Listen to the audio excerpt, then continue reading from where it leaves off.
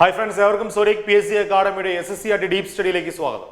നമ്മൾ ഇതിന്റെ ഫസ്റ്റ് പാർട്ടിൽ ഡിസ്കസ് ചെയ്തിരുന്നത് ഒരു പൗരന്റെ അവകാശങ്ങളും കടമകളും ഇല്ലെങ്കിൽ ഇന്ത്യൻ ഭരണഘടന അവകാശങ്ങളും കടമകളുമാണ് ഡിസ്കസ് ചെയ്തിരുന്നത്. നമ്മുടെ 9ാം ക്ലാസ്സിലെ മൂന്നാമത്തെ ചാപ്റ്റർ ആണ്.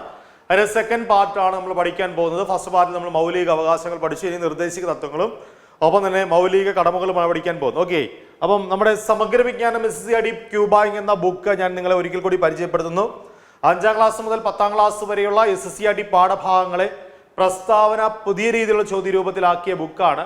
ഓരോ സബ്ജക്റ്റ് തരംതിരിച്ച് അതിൽ നിന്ന് ഓരോ ചാപ്റ്റേഴ്സ് എടുത്ത് ആ ചാപ്റ്ററിൽ ചോദിക്കാൻ സാധിക്കുന്ന പരമാവധി ചോദ്യങ്ങൾ, അതായത് ന്യൂ പാറ്റേൺ ക്വസ്റ്റ്യൻസ് ആണ്. ഓക്കെ, ചോദ്യങ്ങൾ, ഉത്തരങ്ങൾ, അവയുടെ വിശദീകരണം, ആ രീതിയിലാണ് ബുക്ക് തയ്യാറാക്കിയിരിക്കുന്നത്. അപ്പം കഴിഞ്ഞു പോയ 3 വർഷം പരിശോധിക്കുമ്പോൾ അല്ലെങ്കിൽ നമ്മുടെ പാറ്റേൺ മാറിയതിനു ശേഷമുള്ള ചോദ്യങ്ങൾ പരിശോധിക്കുമ്പോൾ SCERT എന്ന് ചോദിച്ചിട്ടുള്ള 1200-ലധികം ചോദ്യങ്ങളാണ് ഈ ഒരു ബുക്കിൽ നിന്ന് മാത്രം ചോദിച്ചിരിക്കുന്നത്. ഓക്കെ, ഈ 1200-ലധികം പ്രീവിയസ് ഇയർ ചോദ്യങ്ങൾ ഈ ബുക്കിൽ ഇപ്പോൾ പുതിയ എഡിഷനിൽ ഉൾപ്പെടുത്തിയിട്ടുണ്ട്. ഓക്കെ, ഇതിലെല്ലാ സബ്ജക്റ്റും ഉൾപ്പെടുന്നുണ്ട്.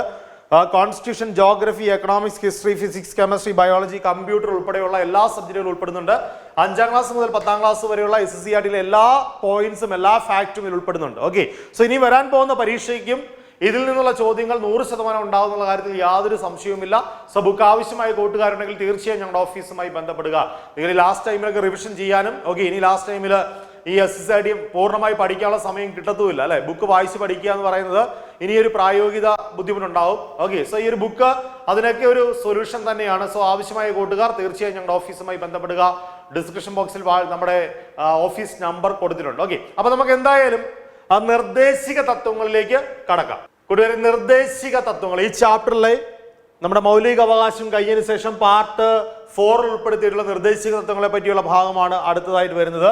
നിർദ്ദേശിക തത്വങ്ങൾ തന്നിരിക്കുന്ന കൊളാഷ് ശ്രദ്ധിക്കുകയെ ഇത് എന്തൊക്കെ മേഖലകളാണ് കൊളാഷിൽ പ്രതിപാദിക്കുന്നത്. ഇവിടെ ഈ തന്നിരിക്കുന്ന കൊളാഷാണ് പറഞ്ഞിരിക്കുന്നത് കേട്ടോ. ഓക്കെ, പ്ലാസ്റ്റിക് മാലിന്യ സംസ്കരണത്തിന് കർമ്മ പരിപാടി ആവിഷ്കരിച്ചു, ഖാദി ഉൽപ്പന്നങ്ങൾക്ക് ഗവൺമെന്റ് റിബേറ്റ് പ്രഖ്യാപിച്ചു, പാൻ മസാലകൾ നിരോധിച്ചു. ഓക്കെ, അപ്പൊ നമുക്കറിയാം ഇതൊക്കെ നോക്കുമ്പോൾ നമ്മുടെ നിർദ്ദേശിക തത്വങ്ങളുമായി ബന്ധപ്പെട്ടിട്ടുള്ള കൊളാഷാണ് അല്ലെ. അപ്പൊ കൂട്ടുകാരെ ശ്രദ്ധിക്കുക, ജനക്ഷേമം മുൻനിർത്തി മേൽ സൂചിപ്പിച്ചതുപോലുള്ള പരിപാടികൾ ആവിഷ്കരിച്ച് നടപ്പിലാക്കാൻ ഭരണഘടന കേന്ദ്ര സംസ്ഥാന ഗവൺമെന്റുകളോട് നിർദ്ദേശിക്കുന്നുണ്ട്. ഇത്തരം നിർദ്ദേശങ്ങൾ ഭരണഘടനയുടെ 4ാം ഭാഗത്ത് പാർട്ട് 4 നിർദ്ദേശിക തത്വങ്ങൾ എന്ന പേരിൽ ഉൾപ്പെടുത്തിയിരിക്കുന്നു.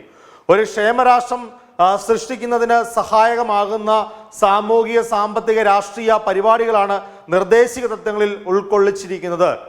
പേര് സൂചിപ്പിക്കുന്ന പോലെ ഇവയെല്ലാം നിർദ്ദേശങ്ങളാണ്. നയരൂപീകരണ വേളയിലും പദ്ധതി നടത്തിപ്പിലും രാഷ്ട്രം പരിഗണിക്കേണ്ടവയും നടപ്പിലാക്കേണ്ടതുമായ നിർദ്ദേശങ്ങളാണിവ. മൗലിക അവകാശങ്ങൾ ഉൾപ്പെടുത്താൻ സാധിക്കാതിരുന്ന ചില അവകാശങ്ങളും നിർദ്ദേശങ്ങളും ഉൾപ്പെടുത്തിയിട്ടുണ്ട്. നിർദ്ദേശിക തത്വങ്ങൾ സംരക്ഷിച്ചു കിട്ടുന്നതിന് കോടതിയിൽ സമീപിക്കാൻ കഴിയില്ല. അപ്പോൾ കൂട്ടുകാരെ, ഇവിടെ നിർദ്ദേശിക തത്വങ്ങളെ പറ്റിയുള്ള കാര്യങ്ങളാണ് ഈ ഒരു പാരഗ്രാഫിൽ പറയുന്നത്. അപ്പോൾ എന്താണ് പറയുന്നത്? നിർദ്ദേശിക തത്വങ്ങൾ എന്തിനാണ് ഇന്ത്യൻ ഭരണഘടനയിൽ ഉൾപ്പെടുത്തിയിരിക്കുന്നത്? ഒരു ക്ഷേമരാഷ്ട്രം രൂപീകരിക്കുക, സൃഷ്ടിക്കുക എന്ന ഉദ്ദേശത്തോടു കൂടി ഉൾപ്പെടുത്തിയിരിക്കുന്നതാണ് ഇത് നിർദ്ദേശിക തത്വങ്ങൾ എന്ന് പറയുന്നത്. ഓക്കെ, അപ്പൊ ഇവിടെ പറയുന്ന പോലെ പാർട്ട് 4 നിർദ്ദേശിക തത്വങ്ങൾ ഉൾപ്പെടുത്തിയിരിക്കുന്നത്. ജനക്ഷേമം മുൻനിർത്തി മേൽ സൂചിപ്പിച്ചതുപോലുള്ള പരിപാടികൾ ആവിഷ്കരിച്ച് നടപ്പിലാക്കാൻ ഭരണഘടന കേന്ദ്ര സംസ്ഥാന ഗവൺമെന്റുകളോട് നിർദ്ദേശിക്കുന്നുണ്ട്. അപ്പൊ പേര് സൂചിപ്പിക്കുന്നത് പോലെ തന്നെ ഇത് നിർദ്ദേശങ്ങളാണ്, കേന്ദ്ര സംസ്ഥാന സർക്കാരുകൾക്ക് വേണ്ടിയുള്ള നിർദ്ദേശങ്ങളാണ്. ഇതിൽ തീരുമാനമെടുക്കേണ്ടത് കേന്ദ്ര സംസ്ഥാന സർക്കാരുകളാണ്. ഈ അവകാശം പൗരന്മാർക്ക് കൊടുക്കണമോ വേണ്ടയോ എന്ന് തീരുമാനിക്കുന്നത് ഈ പറയുന്ന കേന്ദ്ര സംസ്ഥാന സർക്കാരുകളാണ്. അപ്പൊ നമുക്ക് ഈ അവകാശം കിട്ടിയില്ല എന്ന് പറഞ്ഞുകൊണ്ട് നമുക്ക് കോടതിയെ സമീപിച്ചത് നേടിയെടുക്കാൻ സാധിക്കില്ല. അതാണ് നിർദ്ദേശിക തത്വങ്ങളുടെ പ്രത്യേകത എന്ന് പറയുന്നത്. ഓക്കെ അല്ലെ. സോ പാർട്ട് 4 നിർദ്ദേശിക തത്വങ്ങൾ ഉൾപ്പെടുത്തിയിരിക്കുന്നത്. ഒരു ക്ഷേമരാഷ്ട്രം സൃഷ്ടിക്കുന്നതിന് സഹായമാകുന്ന സാമൂഹിക, സാമ്പത്തിക, രാഷ്ട്രീയ പരിപാടികളാണ് നിർദ്ദേശിക തത്വങ്ങളിൽ ഉൾപ്പെടുത്തിയിരിക്കുന്നത്. ഓക്കെ, അപ്പൊ ഈ നിർദ്ദേശിക തത്വങ്ങളിൽ പറയാറുണ്ട് 3 തരത്തിലുള്ള ആശയങ്ങൾ കാണാൻ സാധിക്കും. ഗാന്ധിയൻ ആശയങ്ങൾ കാണാൻ സാധിക്കും, സോഷ്യലിസ്റ്റ് ആശയങ്ങൾ കാണാൻ സാധിക്കും, ലിബറൽ ആശയങ്ങൾ കാണാൻ സാധിക്കും. എവിടെ? നിർദ്ദേശിക തത്വങ്ങളിൽ. അപ്പൊ ഇന്ത്യൻ ഭരണഘടനയിൽ പാർട്ട് 4 നിർദ്ദേശിക തത്വങ്ങൾ ഉൾപ്പെടുത്തിയിരിക്കുന്നത്. അതിന്റെ ഉദ്ദേശം എന്താ? ഒരു ക്ഷേമരാഷ്ട്രം രൂപീകരിക്കുക. എങ്ങനെയാണ്? അതായത് സാമൂഹിക സാമ്പത്തിക രാഷ്ട്രീയ പരിപാടികളാണ് ഇവിടെ നിർദ്ദേശിക്കുന്നത്. അതിലൂടെ ഒരു ക്ഷേമരാഷ്ട്രം വാർത്തെടുക്കുക എന്ന ഉദ്ദേശത്തോടു കൂടി ഉൾപ്പെടുത്തിയിരിക്കുന്നതാണ്, ഭരണഘടനയിൽ ഉൾപ്പെടുത്തിയിരിക്കുന്നതാണ് ഇത് നിർദ്ദേശിക തത്വങ്ങൾ. അപ്പൊ ഇത് ആർക്ക് വേണ്ടിയുള്ള നിർദ്ദേശങ്ങളാണ്? കേന്ദ്ര സംസ്ഥാന സർക്കാരുകളോട് ഭരണഘടന നിർദ്ദേശിക്കുന്നതാണെന്നും അറിഞ്ഞിരിക്കുക. ഓക്കെ അല്ലെ? ഇനി ഓർത്തിരിക്കുക, നയരൂപീകരണ വേളയിലും പദ്ധതി നടത്തിപ്പിലും രാഷ്ട്രം പരിഗണിക്കേണ്ടതും നടപ്പിലാക്കേണ്ടതുമായ നിർദ്ദേശങ്ങളാണിവ. മൗലിക അവകാശങ്ങളിൽ ഉൾപ്പെടുത്താൻ സാധിക്കാതിരുന്ന ചില അവകാശങ്ങളും നിർദ്ദേശങ്ങളും ഉൾപ്പെടുത്തിയിട്ടുണ്ട്. അതായത് ഞാൻ പറഞ്ഞു, അവകാശങ്ങൾ, ഒരു പൗരന്റെ അവകാശങ്ങൾ 2 പാർട്ടിൽ ഉൾപ്പെടുത്തി. പാർട്ട് 3യിൽ മൗലിക അവകാശമായും പാർട്ട് 4ൽ നിർദ്ദേശിക തത്വങ്ങളായും. ഈ പാർട്ട് 3യിലുള്ള മൗലിക അവകാശങ്ങളുടെ പ്രത്യേകത എന്താ? അത് ഒരു പൗരന് ഒരു കാരണവശാലും നിർദ്ദേശിക്കാൻ പാടില്ലാത്ത അവകാശങ്ങളാണ്. മാത്രമല്ല, അത് നിഷേധിക്കപ്പെട്ടാൽ കോടതിയിൽ പോയി നേടിയെടുക്കാൻ സാധിക്കും. ഓക്കെ അല്ലെ? പക്ഷെ നിർദ്ദേശിക തത്വങ്ങളിലേക്ക് വരുമ്പോൾ ഇവിടെ തന്നെ പറയുന്നുണ്ട്, നിർദ്ദേശിക തത്വങ്ങൾ സംരക്ഷിച്ചു കിട്ടുന്നതിന് കോടതിയെ സമീപിക്കാൻ കഴിയില്ല. എന്ന് വെച്ചാൽ ഇതിലുള്ള കാര്യങ്ങൾ നേടിയെടുക്കാൻ വേണ്ടി ആവശ്യപ്പെട്ടുകൊണ്ട് നമുക്ക് എന്ത് ചെയ്യാൻ സാധിക്കില്ല? കോടതിയെ സമീപിച്ച് നേടിയെടുക്കാൻ സാധിക്കില്ല. കാരണം ഇതെന്താണ്? ഇത് ഭരണഘടന നിർദ്ദേശിക്കുന്ന അവകാശങ്ങളാണ്. ആ നിർദ്ദേശം ആര് സ്വീകരിക്കണം? ഈ പറയുന്ന കേന്ദ്ര സംസ്ഥാന സർക്കാരുകൾ സ്വീകരിച്ചുകൊണ്ട് അവരാണ് നടപ്പിലാക്കേണ്ടത്. ഓക്കെ അല്ലെ? അപ്പൊ ഇതിനകത്ത് പറയുന്ന പോലെ മദ്യനിരോധനത്തെ പറ്റി പറയുന്നുണ്ട്, ഗോവധ നിരോധനത്തിനെ പറ്റി പറയുന്നുണ്ട്, സ്റ്റേറ്റ് നല്ല ഭക്ഷണം, നല്ല ന്യൂട്രീഷനുള്ള ഭക്ഷണം കൊടുക്കണമെന്ന് പറയുന്നുണ്ട് അല്ലെ? ഒപ്പം തന്നെ കൃഷി, അതിന് വേണ്ട കാര്യങ്ങൾ ചെയ്യണമെന്ന് പറയുന്നുണ്ട്. ഈ പുകയില ഉൽപ്പന്നങ്ങൾ ഉപേക്ഷിക്കണമെന്ന് പറയുന്നുണ്ട്. അപ്പൊ ഇതൊക്കെ ആരാണ് തീരുമാനമെടുക്കേണ്ടത്? കേന്ദ്ര സംസ്ഥാന സർക്കാരുകൾ നടപ്പിലാക്കേണ്ടതാണ്. ഓരോ സ്റ്റേറ്റിൽ നടപ്പിലാക്കാം. മദ്യനിരോധനം ഇപ്പൊ ഗുജറാത്ത് നടപ്പിലാക്കുന്നുണ്ട് എന്ന് പറഞ്ഞ രീതിയിൽ നടപ്പിലാക്കേണ്ട കാര്യങ്ങളാണ്. ഓക്കെ, ഇത് ഇത്തരത്തിൽ ഈ പറയുന്ന കേരളത്തിൽ മദ്യനിരോധനം നടപ്പിലാക്കണമെന്ന് പറഞ്ഞുകൊണ്ട് കോടതിയെ സമീപിച്ച് നമുക്ക് അത് സംരക്ഷിക്കാനും സാധിക്കില്ല. കാരണം അത് കേന്ദ്ര സംസ്ഥാന സർക്കാരുകൾ നടപ്പിലാക്കേണ്ട കാര്യമാണ്. ഓക്കെ അല്ലെ? സോ പാർട്ട് 4ൽ ഒരു ക്ഷേമരാഷ്ട്രം സൃഷ്ടിക്കുക എന്ന ഉദ്ദേശത്തോടു കൂടിയാണ് നിർദ്ദേശിക തത്വങ്ങൾ ഇന്ത്യൻ ഭരണഘടനയിൽ ഉൾപ്പെടുത്തിയിരിക്കുന്നത്. പിന്നെന്താ പറഞ്ഞത്? കോടതി വഴി നേടിയെടുക്കാൻ സാധിക്കാത്തതാണ് നിർദ്ദേശിക തത്വങ്ങൾ എന്ന കാര്യം അറിഞ്ഞിരിക്കുക. ഓക്കെ അല്ലെ? നിർദ്ദേശിക തത്വങ്ങളിൽ ഉൾപ്പെടുത്തിയിരിക്കുന്ന ചില ഇനങ്ങൾ, ചില ആശയങ്ങൾ പറയാം. ഓക്കെ, സൗജന്യ നിയമസഹായം. ഓക്കെ അല്ലെ? ഈ പാവപ്പെട്ടവർക്കൊക്കെ സൗജന്യ നിയമസഹായത്തെ പറ്റി നിർദ്ദേശിക തത്വങ്ങളിൽ പറയുന്നുണ്ട്. സ്ത്രീക്കും പുരുഷനും തുല്യ ജോലിക്ക് തുല്യ വേതനം. ഓക്കെ, തുല്യ ജോലിക്ക് തുല്യ വേതനം കൊടുക്കണമെന്നും നിർദ്ദേശിക്കുന്നു. ഇതൊരു മൗലിക അവകാശമല്ല കൂട്ടുകാരെ, നിർദ്ദേശിക തത്വങ്ങളാണ്, നിർദ്ദേശമാണ്. സോ സൗജന്യ നിയമസഹായം, സ്ത്രീക്കും പുരുഷനും തുല്യ ജോലിക്ക് തുല്യ വേതനം, പട്ടികജാതി പട്ടികവർഗ വിഭാഗങ്ങളുടെ വിദ്യാഭ്യാസ സാമ്പത്തിക താല്പര്യങ്ങൾ സംരക്ഷിക്കൽ. ഓക്കെ അല്ലെ? ഇതിന് അന്താരാഷ്ട്ര സമാധാനവും സുരക്ഷിതത്വവും ഉറപ്പുവരുത്തൽ. ഓക്കെ, അപ്പൊ ഇത്തരത്തിൽ കുറെ നിർദ്ദേശങ്ങൾ കൊടുത്തിരിക്കുന്നു. അത് കേന്ദ്രത്തിനും സ്വീകരിക്കാം, ഒപ്പം തന്നെ സംസ്ഥാനങ്ങൾക്കും സ്വീകരിച്ച് നിയമമായിട്ട് എന്ത് ചെയ്യാം? നടപ്പിലാക്കാം. ഓക്കെ അല്ലെ? അപ്പോ വേണേ ചോദ്യം വരാം, താഴെ കൊടുത്തിരിക്കുന്നതിൽ നിർദ്ദേശിക തത്വങ്ങളിൽ ഉൾപ്പെടുത്തിയിരിക്കുന്ന ആശയങ്ങളിൽ പെടുന്നതേത്, പെടാത്തതേതെന്നൊക്കെ പറഞ്ഞു വരും. അപ്പൊ ഓർത്തിരിക്കുക, സൗജന്യ നിയമസഹായം, സ്ത്രീക്കും പുരുഷനും തുല്യ ജോലിക്ക് തുല്യ വേതനം, പട്ടികജാതി പട്ടികവർഗ വിഭാഗങ്ങളുടെ വിദ്യാഭ്യാസ സാമ്പത്തിക താല്പര്യങ്ങൾ സംരക്ഷിക്കൽ. ഓക്കെ അല്ലെ? അന്താരാഷ്ട്ര സമാധാനവും സുരക്ഷിതത്വവും ഉറപ്പുവരുത്തൽ. ഇതൊക്കെ ശരിക്കും പറഞ്ഞാൽ നിർദ്ദേശിക തത്വങ്ങളിൽ ഉൾപ്പെടുത്തിയിരിക്കുന്ന ആശയങ്ങളാണ് എന്ന കാര്യം മനസ്സിലാക്കി വെക്കുക. ഓക്കെ അല്ലെ? നമുക്ക് അടുത്ത പേജിലേക്ക് പോകാം. ഓക്കെ, അപ്പൊ ഈ കൂട്ടുകാരെ, ഈ പേജിന് തുടക്കത്തിൽ തന്നെ നമ്മുടെ മഹാത്മാഗാന്ധിയുടെ ഫോട്ടോയെ കൊടുത്തിട്ടുണ്ട്. നമ്മുടെ രാഷ്ട്രപിതാവായ മഹാത്മാഗാന്ധിയുടെ ആശയങ്ങൾ പലതും നിർദ്ദേശിക തത്വങ്ങളിൽ ഉൾപ്പെടുത്തിയിട്ടുണ്ട്. ഞാൻ നേരത്തെ പറഞ്ഞില്ലേ, ഗാന്ധിയൻ ആശയങ്ങൾ ഉൾപ്പെടുത്തിയിട്ടുണ്ട്, ലിബറൽ ആശയങ്ങൾ ഉൾപ്പെടുത്തിയിട്ടുണ്ട്, സോഷ്യലിസ്റ്റ് ആശയങ്ങൾ ഉൾപ്പെടുത്തിയിട്ടുണ്ട്. അത്തരത്തിൽ 3 തരത്തിലുള്ള ആശയങ്ങൾ നിർദ്ദേശിക തത്വങ്ങളിൽ ഉൾപ്പെടുത്തിയിട്ടുണ്ട്. ഓക്കെ, അപ്പൊ ഇവിടെ കാണാൻ സാധിക്കുന്ന ചില ഗാന്ധിയൻ ആശയങ്ങൾ ശ്രദ്ധിക്കാം. എന്താണ്? ഗ്രാമപഞ്ചായത്ത് സംഘടിപ്പിക്കൽ, ഗ്രാമപഞ്ചായത്തുകളുടെ രൂപീകരണം, കുടിൽ വ്യവസായം പ്രോത്സാഹിപ്പിക്കൽ, ലഹരി വസ്തുക്കളുടെ നിരോധനം. ഓക്കെ, അപ്പൊ ഇതൊക്കെ ഗാന്ധിയൻ ആശയങ്ങളാണ്. ഇത് ഇതേപടി സ്റ്റേറ്റ്മെന്റ് ആയിട്ട് ചോദിക്കാം, അല്ലെങ്കിൽ ഡയറക്റ്റ് ക്വസ്റ്റ്യൻ ചോദിക്കാം. താഴെ കൊടുത്തിരിക്കുന്നതിൽ നിർദ്ദേശിക തത്വങ്ങൾ ഉൾപ്പെടുത്തിയിരിക്കുന്ന ഗാന്ധിയൻ ആശയങ്ങളിൽ പെടാത്തതേത്, അല്ലെങ്കിൽ ഗാന്ധിയൻ ആശയങ്ങളിൽ പെടുന്നതേത്? ഇത്രയും കൃത്യമായി പഠിച്ചു വെച്ചാൽ അതിന് ആൻസർ ചെയ്യാൻ സാധിക്കും. അപ്പൊ ഗാന്ധിയൻ ആശയങ്ങളിൽ പെടുന്ന 3 ആശയങ്ങളുടെ കൃത്യമായി കൊടുത്തിട്ടുണ്ട്. ഗ്രാമപഞ്ചായത്ത് സംഘടിപ്പിക്കൽ, കുടിൽ വ്യവസായം പ്രോത്സാഹിപ്പിക്കൽ, ലഹരി വസ്തുക്കളുടെ നിരോധനം എന്നിവ എന്താണ്? ഗാന്ധിയൻ ആശയങ്ങളാണ് എന്ന കാര്യം മനസ്സിലാക്കി വെക്കുക. ഓക്കെ അല്ലേ? അവകാശ സംരക്ഷണത്തിനായുള്ള മൗലിക അവകാശങ്ങളും ക്ഷേമരാഷ്ട്രം സ്ഥാപിക്കാനായുള്ള നിർദ്ദേശിക തത്വങ്ങളും തമ്മിൽ അഭേദ്യമായ ബന്ധമുണ്ട്. മൗലിക അവകാശങ്ങൾ പൂർണ്ണമായ അർത്ഥത്തിൽ സാക്ഷാത്കരിക്കണമെങ്കിൽ നിർദ്ദേശിക തത്വങ്ങൾ കൂടി നടപ്പിലാക്കേണ്ടതുണ്ട്. ഗവൺമെന്റ് പ്രവർത്തനങ്ങളെ വിലയിരുത്താനും മെച്ചപ്പെടുത്താനും സഹായമാകുന്ന മാനദണ്ഡങ്ങൾ എന്ന നിലയ്ക്കും നിർദ്ദേശിക തത്വങ്ങളുടെ പ്രാധാന്യം ആർക്കും നിഷേധിക്കാനാവില്ല. അപ്പൊ കൂട്ടുകാരെ, നമുക്ക് നേരത്തെ പറഞ്ഞ കാര്യങ്ങൾ തന്നെ, അതായത് മൗലിക അവകാശങ്ങൾ സംരക്ഷിക്കപ്പെടണമെങ്കിൽ അതല്ലെങ്കിൽ ആ രീതിയിൽ നടപ്പിലാക്കപ്പെടണമെങ്കിൽ ഈ നിർദ്ദേശിക തത്വങ്ങളും അതിന്റെ പറഞ്ഞിരിക്കുന്ന രീതിയിൽ നടപ്പിലാക്കേണ്ടതുണ്ട് എന്ന് ചൂണ്ടിക്കാണിക്കുന്നു. ഓക്കെ. അപ്പൊ കൂട്ടുകാരെ, എന്താണ് നമുക്ക് ക്ഷേമരാഷ്ട്രം എന്ന് നോക്കാം. എല്ലാ ജനങ്ങളുടെയും ക്ഷേമം ലക്ഷ്യമാക്കി നയങ്ങൾ ആവിഷ്കരിക്കുകയും നടപ്പിലാക്കുകയും ചെയ്യുന്ന രാഷ്ട്രമാണ് ക്ഷേമരാഷ്ട്രം. ക്ഷേമരാഷ്ട്രങ്ങൾ ജനങ്ങളുടെ സർവതോമുഖമായ ഉന്നമനം ലക്ഷ്യമിട്ട് ജനങ്ങൾക്ക് സംരക്ഷണവും സേവനവും ലക്ഷ്യമാക്കുന്നു. പൊതുവിഭവങ്ങളുടെ വിതരണം, വിദ്യാഭ്യാസം, പൊതുജനാരോഗ്യം എന്നിവ ഒരു ക്ഷേമരാഷ്ട്രം ഉറപ്പു നൽകുന്നു. ഈ കാര്യങ്ങളൊക്കെ തന്നെ നിർദ്ദേശിക തത്വങ്ങളിൽ കൂട്ടിച്ചേർത്തിട്ടുണ്ട്. എല്ലാ ജനങ്ങളുടെയും ക്ഷേമം ലക്ഷ്യമാക്കി നയങ്ങൾ ആവിഷ്കരിക്കുകയും നടപ്പിലാക്കുകയും ചെയ്യുന്ന രാഷ്ട്രമാണ് ഏത്?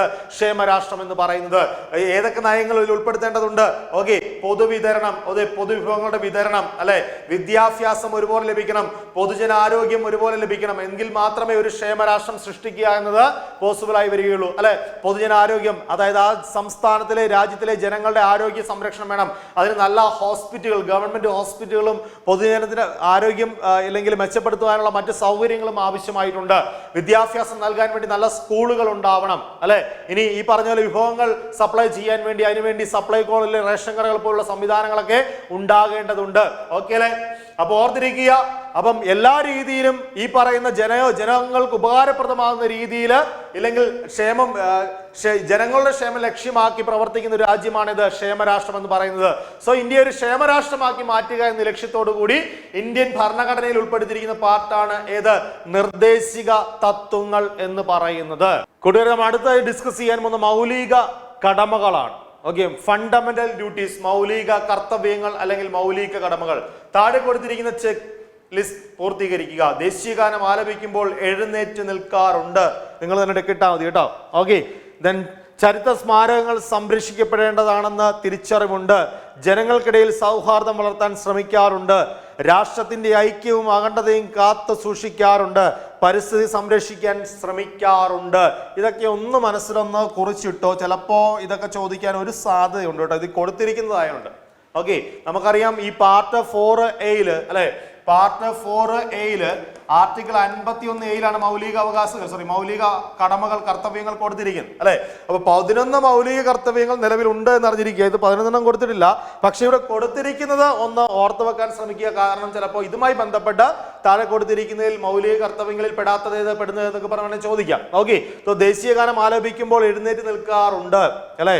ചരിത്ര സ്മാരകങ്ങൾ സംരക്ഷിക്കപ്പെടേണ്ടതെന്ന് തിരിച്ചറിവുണ്ട്. ജനങ്ങൾക്കിടയിൽ സൗഹാർദ്ദം വളർത്താൻ ശ്രമിക്കാറുണ്ട്. രാഷ്ട്രത്തിന്റെ ഐക്യവും അഖണ്ഡതയും കാത്തു സൂക്ഷിക്കാറുണ്ട്. പരിസ്ഥിതി സംരക്ഷിക്കാൻ ശ്രമിക്കാറുണ്ട്. ഒന്ന് മനസ്സിൽ കിടന്നോട്ടോ കേട്ടോ. സോ ഓർത്തിരിക്കുക, പാർട്ട് 4A ആർട്ടിക്കിൾ 51A എന്ത്? ഈ ഫണ്ടമെന്റൽ ഡ്യൂട്ടീസ്, മൗലിക കർത്തവ്യങ്ങൾ കാണാൻ സാധിക്കുന്നത്. ഓക്കെ അല്ലെ? കൂട്ടുകാരെ ശ്രദ്ധിക്കുക, മുകളിൽ നൽകിയിരിക്കുന്ന ചെക്ക് ലിസ്റ്റ് നാം നിർവഹിക്കേണ്ട ചില കടമകളാണ് സൂചിപ്പിക്കുന്നത്. വെച്ചാൽ മൗലിക കടമകളാണ്. മൗലിക അവകാശങ്ങൾ അനുഭവിക്കുന്നതോടൊപ്പം തന്നെ മൗലിക കർത്തവ്യങ്ങളും നിർവഹിക്കേണ്ടതുണ്ട്. ഭരണഘടനയുടെ ഭാഗം 4A മൗലിക കർത്തവ്യങ്ങളെ കുറിച്ച് പ്രതിപാദിക്കുന്നത്. രാഷ്ട്രത്തിന്റെ ഐക്യവും അഖണ്ഡതയും കാത്തു സൂക്ഷിക്കുന്നതിന് പൗരന്മാർ രാഷ്ട്രത്തോട് ചില കടമകൾ നിറവേറ്റേണ്ടതുണ്ട്. ഈ കടമകളാണ് മൗലിക കർത്തവ്യങ്ങൾ എന്ന പേരിൽ അറിയപ്പെടുന്നത്. രാഷ്ട്രം നമുക്ക് അവകാശങ്ങളും സംരക്ഷണവും പ്രദാനം ചെയ്യുമ്പോൾ തിരിച്ച് ഭരണഘടനയെ പരിപാലിക്കേണ്ടതും പൗരന്മാർക്കിടയിൽ സൗഹാർദ്ദം വളർത്തേണ്ടതും രാഷ്ട്രത്തിന്റെ നിലനിൽപ്പിന് സഹായമാകേണ്ടതും നമ്മുടെ ചുമതലയാണ്. ഇപ്രകാരം മൗലിക കർത്തവ്യങ്ങൾ നിറവേറ്റുന്നതിലൂടെ ഒരു മെച്ചപ്പെട്ട സമൂഹം നിർമ്മിക്കാനും അതിന്റെ ഫലങ്ങൾ സമൂഹത്തിൽ എല്ലാവർക്കും ഉറപ്പുവരുത്താനും കഴിയും. ഓക്കെ, ചുരുക്കത്തിൽ മൗലിക കർത്തവ്യങ്ങൾ ഓരോ വ്യക്തിയും അവരവരോട് തന്നെ കാണിക്കേണ്ട ഉത്തരവാദിത്തമാണെന്ന് പറയാം. അപ്പം ഈ പറയുന്ന മൗലിക കർത്തവ്യങ്ങളെ കുറിച്ചാണ് ഈ ഒരു പാരഗ്രാഫിൽ പറയുന്നത്. ഒന്ന് വായിച്ച് പഠിച്ചു വെച്ചേക്കണം. ചിലപ്പോൾ മൗലിക കർത്തവ്യങ്ങളുമായി ബന്ധപ്പെട്ട് ശരിയായ പ്രസ്താവനകൾ ഏവാന്നൊക്കെ പറഞ്ഞ് ചോദിക്കാം. ഓക്കെ, സോ ഇവിടെ കൃത്യമായി പറയുന്നുണ്ട്. അതായത് ഭാഗം 4A മൗലിക കടമകൾ അല്ലെങ്കിൽ കർത്തവ്യങ്ങൾ ഉൾപ്പെടുത്തിയിരിക്കുന്നത്. നേരത്തെ പറഞ്ഞ പോലെ ഭാഗം 4A ആർട്ടിക്കിൾ 51A മൗലിക കർത്തവ്യങ്ങൾ ഉൾപ്പെടുത്തിയിരിക്കുന്നു. ഓക്കെ, ഇനി ഒപ്പം തന്നെ അറിഞ്ഞിരിക്കുക 42ാം ഭേദഗതിയിലൂടെയാണ് ഈ പറയുന്ന മൗലിക കർത്തവ്യങ്ങൾ ഉൾപ്പെടുത്തിയത്. ഓക്കെ, എത്രാമത്തെ 1976 42ാം ഭേദഗതിയിലൂടെയാണ് മൗലിക കടമകൾ ഈ പറയുന്ന ഭരണഘടനയിൽ ഉൾപ്പെടുത്തിയത്. പാർട്ട് 4A അല്ലെ ആർട്ടിക്കിൾ 51A ആയിട്ട് കൂട്ടിച്ചേർത്തത്. ഓക്കെ അല്ലെ. അതിനുശേഷം 86ാം ഭേദഗതി. ഓക്കെ, ഈ 42ാം ഭേദഗതിയിലൂടെ 10 മൗലിക കടമകളാണെന്ന് കൂട്ടിച്ചേർത്തത്. 10 മൗലിക കടമകൾ. ഓക്കെ അല്ലെ. അതിനുശേഷം 86ാം ഭേദഗതി 2002 കേട്ടോ. 86ാം ഭേദഗതി 2002 ഒരു മൗലിക കടമകൾ കൂട്ടിച്ചേർത്തു. അങ്ങനെ ടോട്ടൽ ഇപ്പോൾ എത്ര മൗലിക കടമകളുണ്ട്? 11 മൗലിക കടമകൾ ഉണ്ട് എന്ന കാര്യം അറിഞ്ഞിരിക്കുക. ഓക്കെ അല്ലെ. അപ്പൊ ഇവിടെ പറയുന്ന പോലെ രാഷ്ട്രം നമുക്ക് ഈ മൗലിക അവകാശങ്ങളും സംരക്ഷണവും ഒക്കെ രാഷ്ട്രം നമുക്ക് തരുമ്പോൾ രാഷ്ട്രത്തോട് നമ്മൾ തിരിച്ചു ചെയ്യേണ്ട കാര്യമാണ് മൗലിക കടമ എന്നാണ് പറയുന്നത് അല്ലെ. അത് തീർച്ചയായും രാഷ്ട്രത്തിന്റെ വളർച്ചയ്ക്കും ഒപ്പം തന്നെ രാഷ്ട്രത്തിലുള്ള പൗരന്മാർക്കിടയിലുള്ള സൗഹാർദ്ദം വളർത്താനും ഒക്കെ സഹായകരമാകുമെന്ന് എന്ന രീതിയിലാണ് ഇവിടെ പറയുന്നത്. ഒപ്പം തന്നെ നമ്മുടെ ഭരണഘടനയൊക്കെ അല്ലെങ്കിൽ ഭരണഘടനാ സ്ഥാപനങ്ങളെയും ഒക്കെ തന്നെ ബഹുമാനിക്കുകയൊക്കെ ചെയ്യേണ്ടത് നമ്മുടെ ഉത്തരവാദിത്വം തന്നെയാണെന്നും ഇവിടെ ചൂണ്ടിക്കാണിക്കുന്നുണ്ട്. ഓക്കെ അല്ലെ. സോ അപ്പോൾ ഓർത്തിരിക്കുക, മൗലിക കടമകൾ, നമ്മുടെ മൗലിക കർത്തവ്യങ്ങൾ രാഷ്ട്രം നമുക്ക് തരുമ്പോൾ രാഷ്ട്രത്തിന് നമ്മൾ തിരിച്ചു കൊടുക്കേണ്ടതാണ് എന്ത്? മൗലിക കടമകൾ എന്ന് പറയുന്നത്. അപ്പൊ കൂട്ടുകാരെ, 9ാം ക്ലാസ്സിലെ ഈ ഒരു ചാപ്റ്ററിൽ നമ്മൾ കാണാൻ സാധിച്ചത് മൗലിക അവകാശങ്ങളെ പറ്റിയും നിർദ്ദേശിക തത്വങ്ങളെ പറ്റിയും പിന്നെ മൗലിക കർത്തവ്യങ്ങളെ പറ്റിയുള്ള കാര്യങ്ങളാണ്. ഓക്കെ, അപ്പം ഈ പറഞ്ഞ ഒരു 10th ലെവൽ പരീക്ഷകൾക്ക് വരെ തീർച്ചയായിട്ടും ഇതിൽ നിന്ന് ചോദ്യങ്ങൾ പ്രതീക്ഷിക്കാം. മറ്റു പരീക്ഷയ്ക്കും വരാം. ഓക്കെ, ഇനി ഈ പറഞ്ഞ ഡിഗ്രി ലെവൽ എക്സാം ഒക്കെ ആകുമ്പോൾ ഈ പറഞ്ഞ ഭാഗത്ത് നിന്ന് കുറച്ചുകൂടി ഡീപ്പിലേക്ക് ചോദ്യങ്ങൾ വരും. പക്ഷേ ഒരു സാധാരണ നമ്മുടെ SCERT പാഠഭാഗങ്ങളെ അടിസ്ഥാനപ്പെടുത്തിയുള്ള ചോദ്യങ്ങൾ വരുമ്പോൾ ഈ രീതിയിൽ പഠിച്ചു കഴിഞ്ഞാൽ അതുമായി ബന്ധപ്പെട്ട എല്ലാ ചോദ്യങ്ങൾക്കും ഉത്തരം കൊടുക്കാൻ സാധിക്കും. ഓക്കെ അല്ലെ. അപ്പൊ ഭരണഘടനയുമായി ബന്ധപ്പെട്ട് ധാരാളം ചോദ്യങ്ങൾ ചോദിക്കുന്ന ഒരു ചാപ്റ്റർ തന്നെയാണ്. സോ നന്നായി പഠിക്കുക. അപ്പം ഇതിന് നോട്ട് ലഭിക്കാൻ വേണ്ടി Zodiac PSC Academy എന്ന ടെലഗ്രാം ചാനൽ സബ്സ്ക്രൈബ് ചെയ്യാൻ മറക്കരുത്. ഓക്കെ, അപ്പൊ ഞാനിവിടെ ഒരു ബുക്ക് കാണിക്കുന്നത് നമ്മുടെ Kerala governance and system of administration ഒപ്പം തന്നെ ഇമ്പോർട്ടന്റ് ആക്ട് ഇത് രണ്ടോട് ചേർത്തുകൊണ്ട് നമ്മൾ Zodiac Academy തയ്യാറാക്കിയ ബുക്കാണിത്. അപ്പോ ഇത് എല്ലാ പ്രിലിംസ് മെയിൻസ് പരീക്ഷയ്ക്കും ഈ പറയുന്ന കേരള ഗവേണൻസ്, കേരളം ഭരണവും ഭരണ സംവിധാനവും ഒപ്പം തന്നെ സുപ്രധാന നിയമങ്ങളും ഉൾപ്പെടുത്തിയിട്ടുണ്ട്. അപ്പോൾ തീർച്ചയായിട്ടും എല്ലാ പരീക്ഷകൾക്കും യൂസ്ഫുൾ ആയ ഒരു ബുക്കാണ്. സോ ഈ ബുക്ക് ആവശ്യമായ കൂട്ടുകാരുണ്ടെങ്കിൽ നിങ്ങളുടെ ഓഫീസുമായി ബന്ധപ്പെടുക. മാത്രമല്ല ഇത്രയും ഡീറ്റെയിൽ ആയിട്ട് ഈ 2 സിലബസ് ഉൾപ്പെടുത്തിയിരിക്കുന്ന ഈ 2 കാര്യങ്ങൾ ഇത്രയും ഡീറ്റെയിൽ ആയിട്ട് തയ്യാറാക്കിയിട്ടുള്ള മറ്റൊരു ബുക്ക് ഇന്ന് വിപണിയിൽ ഇല്ല എന്നതിന് ഉറപ്പിച്ച് പറയാൻ സാധിക്കും. ഓക്കെ, അപ്പം ഈ കഴിഞ്ഞുപോയ പരീക്ഷകൾ ഈ പറഞ്ഞ സെക്രട്ടേറിയറ്റ് അസിസ്റ്റന്റ് ഉൾപ്പെടെയുള്ള ഇനി SI ഉൾപ്പെടെയുള്ള ഡിഗ്രി ലെവൽ പരീക്ഷയൊക്കെ കഴിഞ്ഞ് അതിന്റെ മെയിൻസ് പരീക്ഷയൊക്കെ കഴിഞ്ഞ് പല ഉദ്യോഗാർത്ഥികളും നമ്മളെ ഡയറക്റ്റ് വിളിക്കുകയുണ്ടായി, അവരുടെയൊക്കെ അഭിപ്രായം രേഖപ്പെടുത്തുകയുണ്ടായി. അപ്പം അവിടുന്നൊക്കെ നല്ല റിവ്യൂ എന്തായാലും ഈ ബുക്കിൽ ലഭിച്ചതിൽ വളരെയേറെ സന്തോഷമുണ്ട്. സോ അപ്പോൾ കൂട്ടുകാരെ, നമ്മുടെ ഈ series SCERT deep study series തുടർന്നുകൊണ്ടിരിക്കും. എല്ലാ പ്രധാനപ്പെട്ട ചാപ്റ്റേഴ്സും പഠിപ്പിക്കുന്നതായിരിക്കും. സോ നിങ്ങൾ തീർച്ചയായും ക്ലാസ്സുകൾ കാണുക. Thank you so much.